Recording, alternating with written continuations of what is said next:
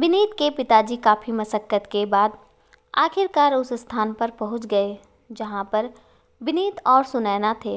विनीत की ऐसी हालत देखकर दीनदयाल जी के आंखों में आंसू आ गए और वह बोले, यह सब कैसे हुआ? तब सुनैना ने उनको कहा, मंदिर की चढ़ाई करते समय इनका पैर फिसल गया था, इसलिए यह नीचे गिर गए और इनकी छाती में चोट आई।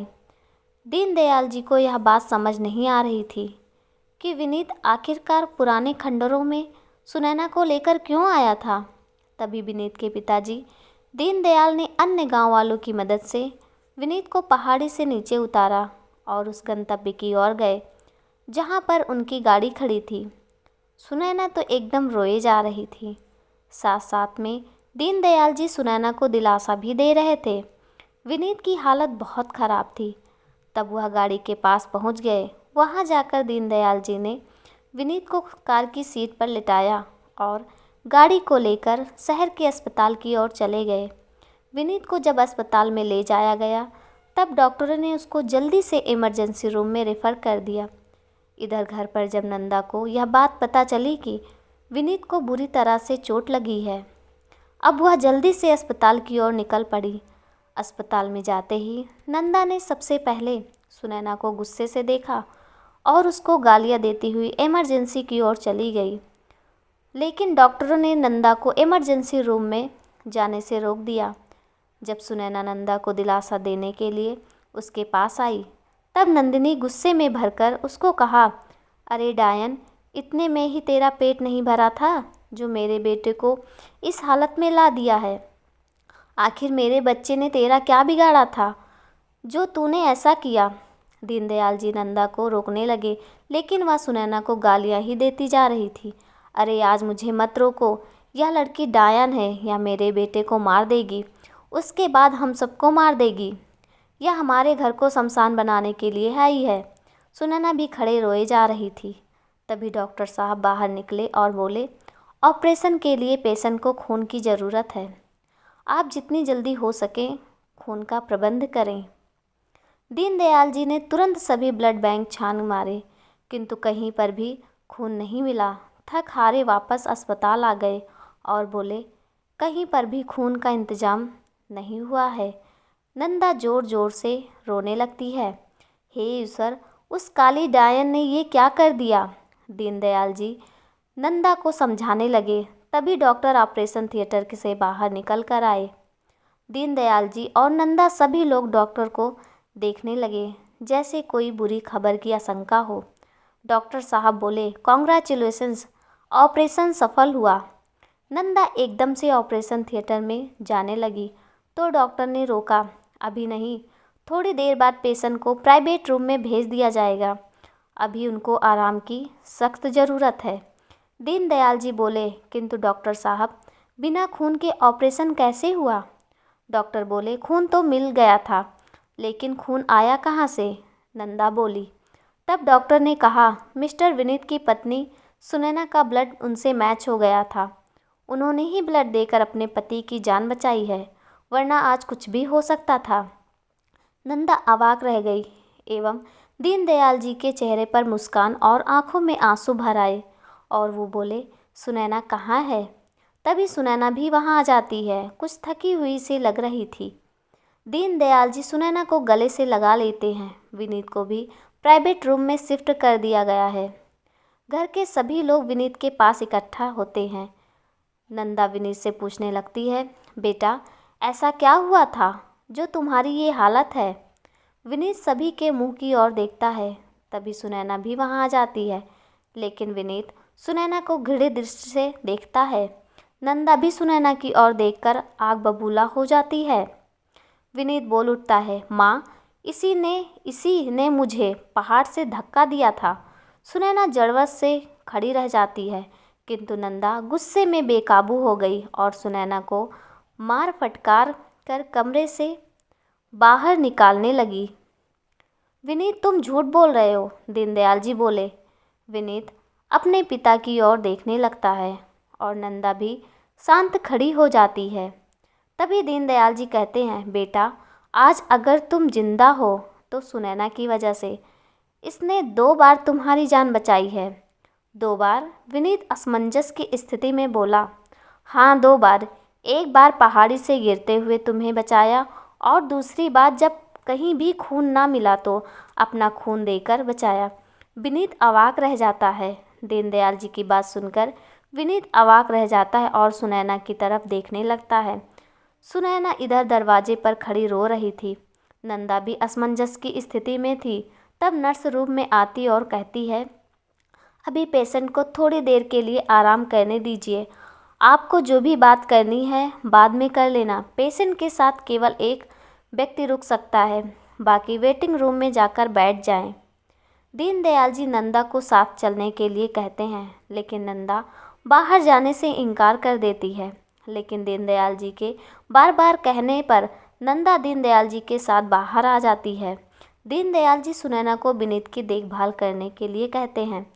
अब रूम में केवल सुनैना और विनीत ही रह जाते हैं। सुनैना अपने आंसुओं को पोंछती हुई विनीत से कहती है, अब आपको कैसा महसूस हो रहा है? लेकिन विनीत की उसकी बात का कोई जवाब नहीं देता और चुपचाप दूसरी तरफ मुंह करके लेटा रहता है। सुनैना वहीं पर बैठ जाती है और विनीत सिर पर हाथ फिराने लगती है, जैसे कि वह उसकी मालिश करना चाहती है। लेकिन विनीत अभी कुछ नहीं करता और चुपचाप लेटा रहता है।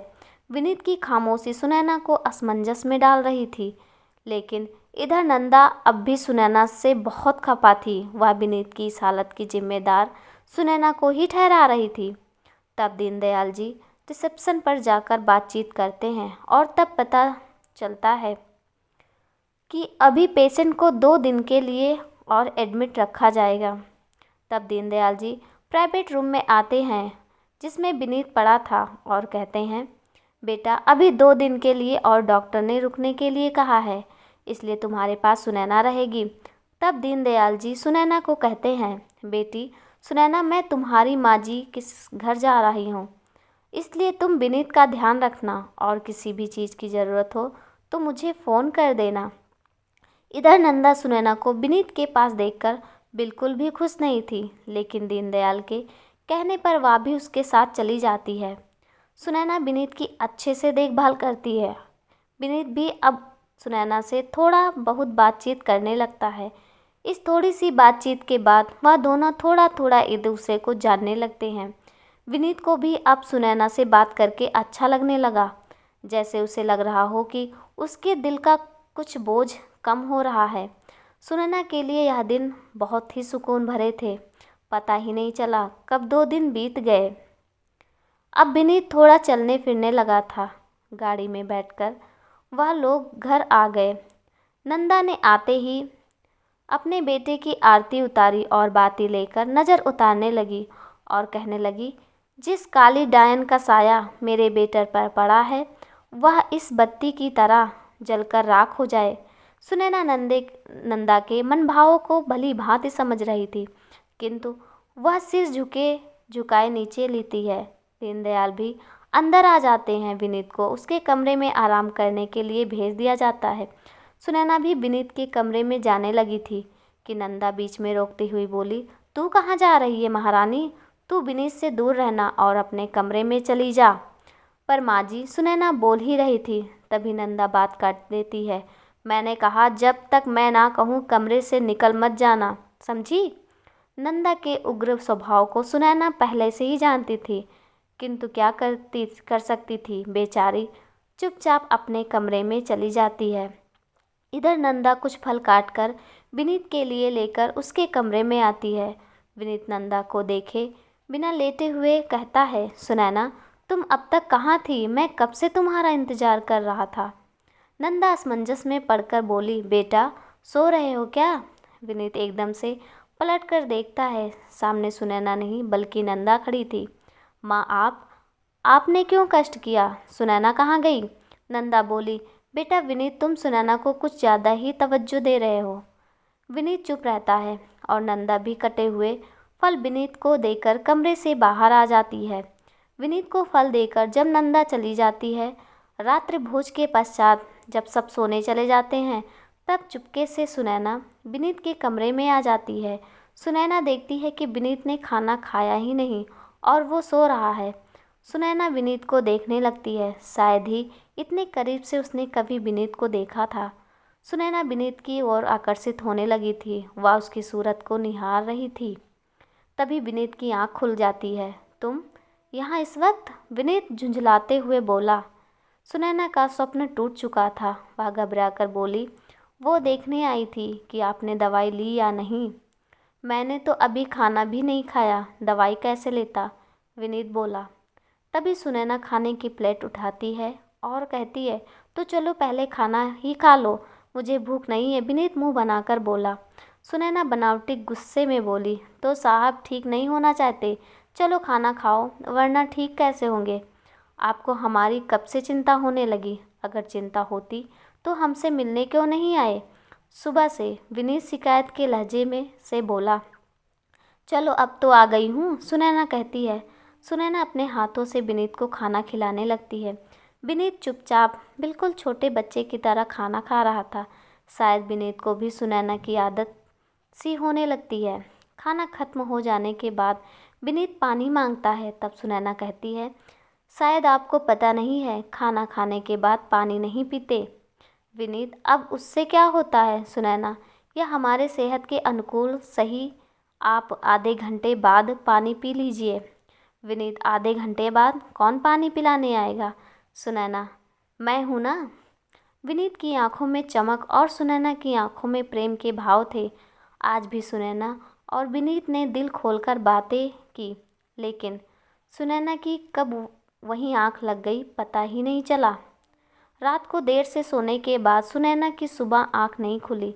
तभी नंदा विनीत के कमरे में आने लगती है। अरे ये क्या, ये कलमुही यहाँ क्या कर रही है? सुनैना का गुस्सा सातवें आसमान पर था। वह चीखती हुई बोली, अरे नीरज, तू यहाँ क्यों पड़ी है? क्या मेरे बेटे पर कोई काला जादू करने आई थी? सुनैना घबराकर उठ जाती है। विनीत की भी आंख खुल गई। वह बोला, क्या हुआ माँ, आप सुबह सुबह इतना क्यों चीख रही हैं? नंदा, ये बेटा, ये कलमुही यहाँ पड़ी है तुम्हारे बिस्तर के पास। विनीत, तो क्या हुआ माँ, ये मुझे दवाई देने आई थी, तो आंख लग गई होगी। नंदा, दवाई देने मतलब ये डायन कल रात से यहाँ पड़ी है। उठ कमीनी, जल्दी तुझे अभी मजा चखाती हूँ। नंदा अब सुनैना को पकड़कर बाहर ले जाने लगी। विनीत, माँ उसे छोड़ दो, तुम उसको क्यों कोस रही हो? नंदा सुनैना को लेकर उसके कमरे में चली गई और बोली, सुन डायन, मेरे बेटे से जितना दूर रहोगी उतना तुम्हारे लिए अच्छा है, नहीं तो तुम मुझे नहीं जानती, ऐसा इल्ज़ाम लगवाऊंगी कि कहीं की नहीं रहोगी, कहकर दरवाज़ा बंद करके चली जाती है। इधर विनीत भी अपनी माँ के ऐसे बर्ताव से दुखी था और सुनैना कमरे में जड़वत खड़ी थी। विनीत सोच रहा था उसको माँ से एक बार सुनैना के विषय में बात करनी चाहिए, लेकिन विनीत सुनैना को लेकर क्या बात करना चाहता है? सुनैना विनीत की कमरे से बाहर निकलकर अपने कमरे में चली जाती है। कुछ समय बाद जब नंदा विनीत के पास जाती है, तब विनीत अपनी माँ को अपने पास बैठने के लिए कहता है। नंदा विनीत के बदले रवैये से गुस्से में थी। तब विनीत नंदा से कहता है कि मुझे आपसे सुनैना के विषय में बात करनी है।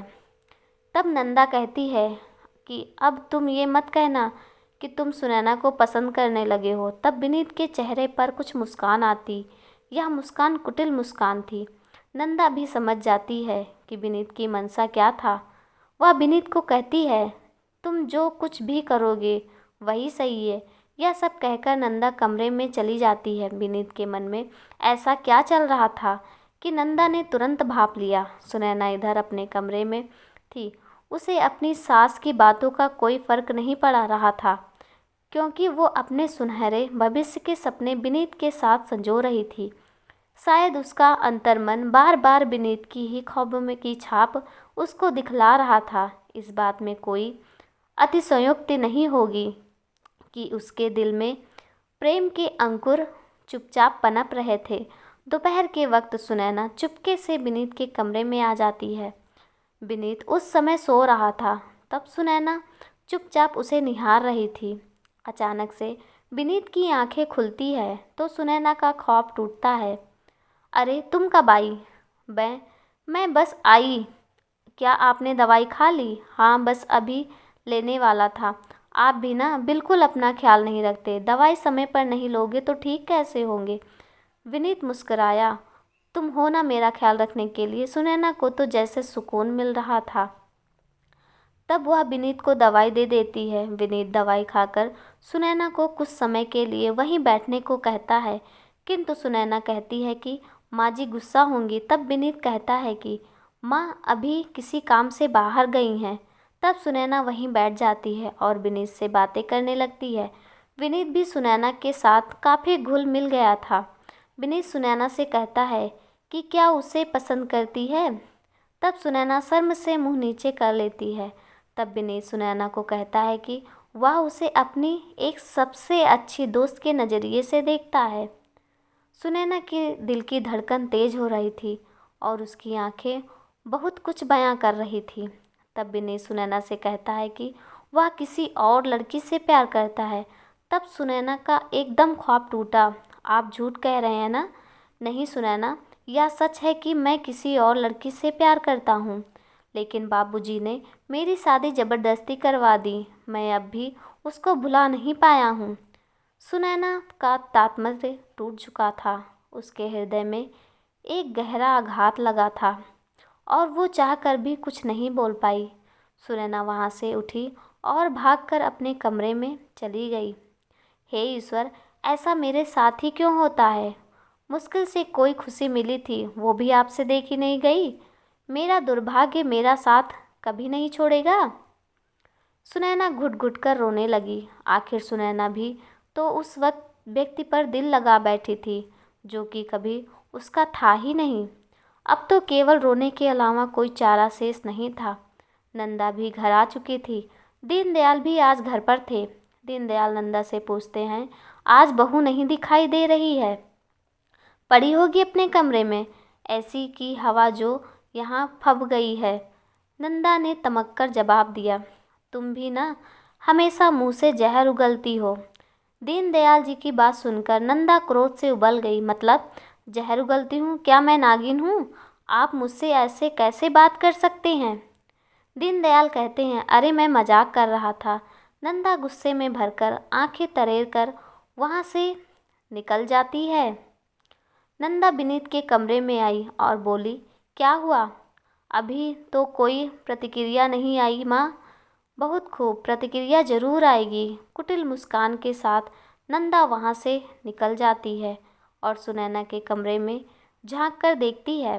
सुनैना बिस्तर पर पड़ी रो रही थी। सुनैना वहाँ से निकल सीधे नीचे आ जाती है। घर में अशांति का सा माहौल था।